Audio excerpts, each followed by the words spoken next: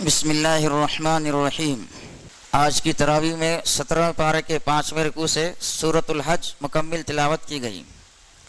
آج کی آیات میں حضرت ابراہیم علیہ السلام کے تذکرے سے شروع ہوتی ہے، یہ بتاتے ہوئے کہ ہم نے انہیں وہ ہدایت و معرفت عطا فرمائی جو ان کے شایان شان تھی، اور وہ یوں ہی نہیں بخش دی تھی بلکہ نہایت کڑے امتحانوں سے گزار کر بخشی تھی، جن کے ذریعے انہوں نے اپنے آپ کو اس کا حقدار ثابت کیا تھا۔ اس طرح بتانا یہ مقصود ہے کہ تم لوگ اپنے اندر ہمت تو حضرت ابراہیم علیہ السلام کی کسی سنت پر چلنے کی بھی نہیں رکھتے، لیکن ان کے ساتھ نسبت کے دعوے دار ہو، اور اس نسبت کے بل پر اپنے آپ کو دنیا اور آخرت دونوں میں بڑے سے بڑے مرتبہ کا حقدار سمجھتے ہو۔ فرمایا کہ اللہ کے ہاں اس غلط بخشی کی کوئی گنجائش نہیں، وہ جس کو بھی اپنی معرفت اور حکمت عطا کرتا ہے اس کا ظرف اور حوصلہ دیکھ کر عطا کرتا ہے۔ پھر ان کی جوانی کا حال بیان کیا کہ اگرچہ وہ ایک بت پرست قوم اور مشرک اور بت بنانے والے خاندان میں پیدا ہوئے تھے، لیکن اللہ تعالیٰ نے ان کو توحید کا وہ نور عطا فرمایا کہ جس کی روشنی سے دنیا آج تک منور ہے اور قیامت تک منور رہے گی۔ انہوں نے ہوش سنبھالتے ہی اپنے باپ اور اپنی قوم کے لوگوں کو دعوت دی کہ یہ مورتیاں کیا ہیں جن پر تم دھرنا دے بیٹھے ہو۔ اس کم عمری میں اور ایسے ماحول میں وہی یہ نعرہ لگا سکتا ہے جسے اللہ کی خاص عنایت حاصل ہو۔ اس سوال کا انہیں بھی وہی جواب ملا جو ہمیشہ سے گمراہ لوگ دیتے آئے ہیں کہ ہمارے باپ دادا ان کی عبادت کرتے آئے ہیں۔ انہوں نے پوری بے خوفی سے کہا، تم اور تمہارے باپ دادا جو خود حضرت ابراہیم علیہ السلام کے باپ دادا تھے سب کھلی گمراہی میں رہے، اور تم بھی ہو۔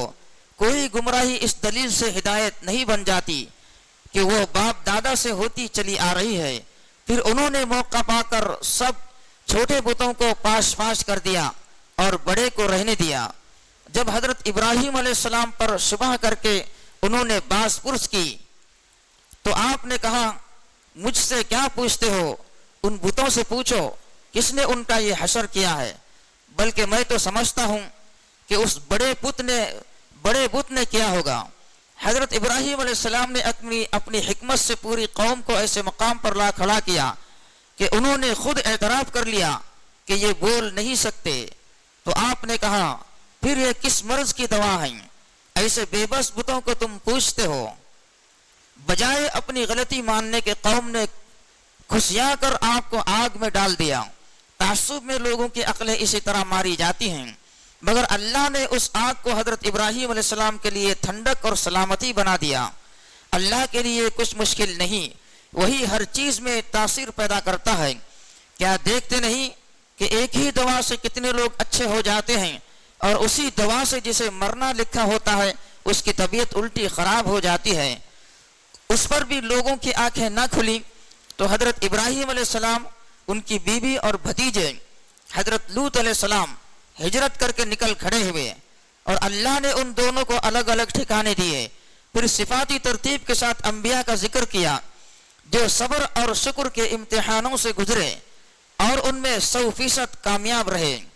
چنانچہ پہلے حضرت داؤد اور حضرت سلیمان علیہ السلام کا حوالہ دے کر بتایا کہ ان کی طرح ہی شکر گزار بننا چاہیے، اور اقتدار پا کر بھی اللہ کے حکم کے مطابق معاملات چلانے چاہیے۔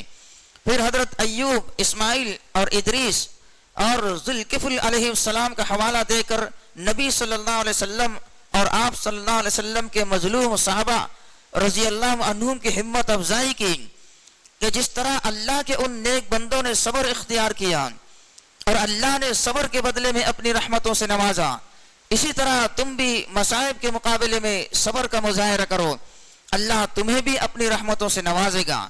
گویا اب قیامت تک کے لیے مسلمانوں کو بھی یہی سبق دیا جا رہا ہے کہ کاش وہ اسے سمجھیں۔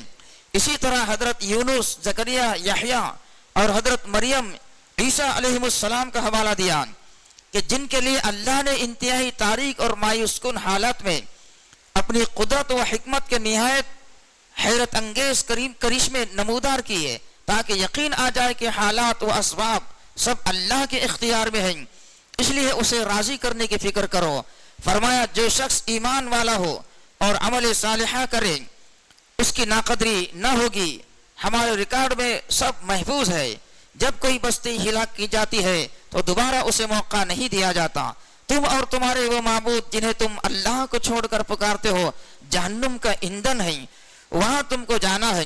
اگر یہ واقعی معبود ہوتے تو جہنم میں نہ جاتے۔ اب سب کو ہمیشہ اسی میں رہنا ہے، وہاں وہ پھینکارے ماریں گے اور حال یہ ہوگا کہ کان پڑی آواز سنائی نہ دے گی۔ رہے وہ لوگ جن کے لیے ہماری طرف سے بھلائی کا پہلے ہی فیصلہ ہو چکا ہوگا تو وہ یقیناً اس سے دور رکھے جائیں گے، اس کی سسراہٹ تک نہ سنیں گے، ہمیشہ ہمیشہ من پسند چیزوں کے درمیان رہیں گے۔ انتہائی گھبراہٹ کا وقت ان کو پریشان نہ کرے گا اور ملائکہ بڑھ کر ان کو ہاتھوں ہاتھ لے لیں گے۔ یہ وہی دن ہے جس کا تم سے وعدہ تھا، یہ وہی دن ہے جب ہم آسمان کو ایسے لپیٹ کر رکھ دیں گے جیسے چادر لپیٹ دی جاتی ہے، اور جیسے ہم نے تم کو پہلی بار پیدا کیا ویسے دوبارہ پیدا کریں گے۔ یہ پکا وعدہ ہے جسے ہم ضرور پورا کریں گے۔ زبور میں نصیحت کے بعد ہم نے لکھ دیا ہے کہ ہمارے نیک بندے زمین کے وارث ہوں گے۔ یہ عبادت گزار بندوں کے لیے بڑی خبر ہے، اور اے نبی صلی اللہ علیہ وسلم ہم نے آپ کو سارے عالم کے لیے رحمت بنا کر بھیجا ہے۔ سورت کے خاتمے پر نبی صلی اللہ علیہ وسلم اور صحابہ رضی اللہ عنہم کو اطمینان دلایا کہ اپنے کام میں لگے رہو، جو اختلاف کرتے ہیں ان کا معاملہ ہم پر چھوڑ دو۔ اس کے بعد سورہ حج ہے، یہ مکی دور کی آخری سورہ ہے، جبکہ قریش کے ظلم و ستم سے تنگ آ کر مسلمانوں نے مدینہ ہجرت شروع کر دی تھی، اور نبی صلی اللہ علیہ وسلم کی ہجرت کا وقت بھی قریب آ گیا تھا۔ اس میں قریش کو خدا کے غضب سے ڈراتے ہوئے اور حضرت ابراہیم علیہ السلام کی دعوت اور بیت اللہ کی تعمیر کرنے کے مقصد کی روشنی میں واضح کیا گیا۔ اس گھر کے متولی ہونے کے اصل حقدار مشرکین نہیں بلکہ وہ مسلمان ہیں جن کو یہاں سے نکالنے کے لیے ان پر ظلم ڈھائے جا رہے ہیں۔ اس طرح قریش کو خدا کا غدار اور غاصب قرار دیا گیا، اور مسلمانوں کو بشارت دی گئی کہ اللہ ان کی حفاظت فرمائے گا اور قریش کی جگہ ان کو اپنی امانت کا امین بنائے گا۔ یاد کرو وہ وقت جب ہم نے ابراہیم علیہ السلام کو اس گھر کی تعمیر کا حکم دیا تھا، اس ہدایت کے ساتھ کہ میرے ساتھ کسی کو شریک نہ کرنا، اور میرے گھر کو طواف کرنے والوں، قیام، رکوع و سجود کرنے والوں کے لیے پاک و صاف رکھنا۔ لوگوں میں حج کا اعلان کر دو کہ وہ تمہارے پاس دور دراز مقام سے پیدل نیز سوار ہو کر آئیں تاکہ وہ فائدے دیکھیں جو ان کے لیے یہاں رکھے گئے ہیں، اور چند مقرر دنوں میں ان جانوروں پر اللہ کا نام لے جو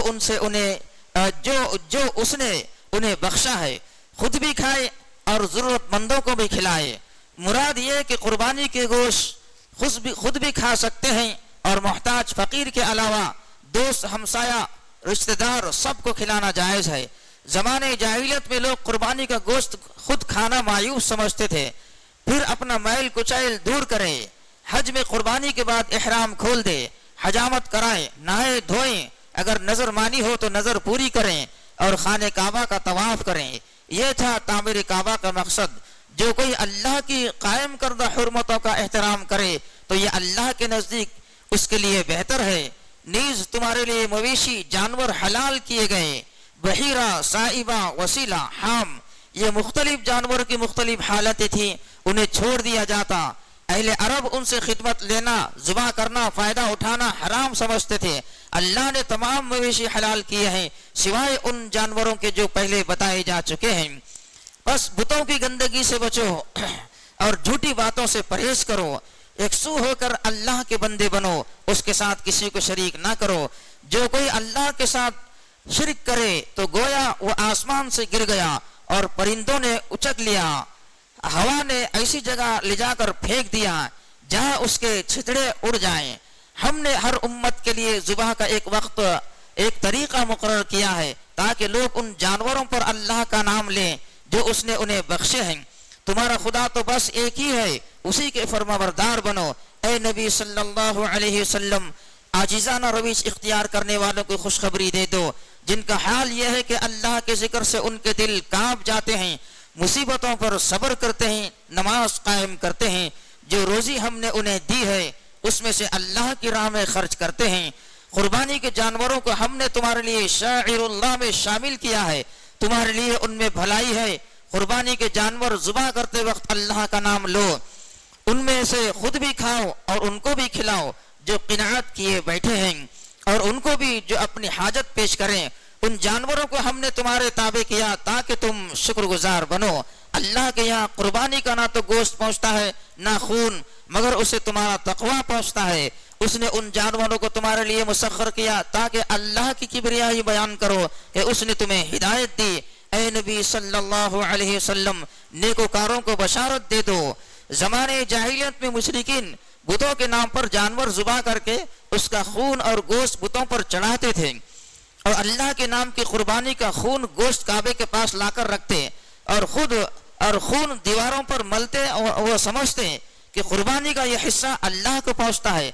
अल्लाह ताला ने फरमाया खून और गोश्त नहीं, बल्कि अल्लाह के यहाँ तुम्हारा जज्बा ही कुर्बानी पहुंचता है।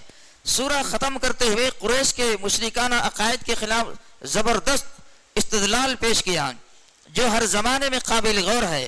फरमाया जिनको तुम अल्लाह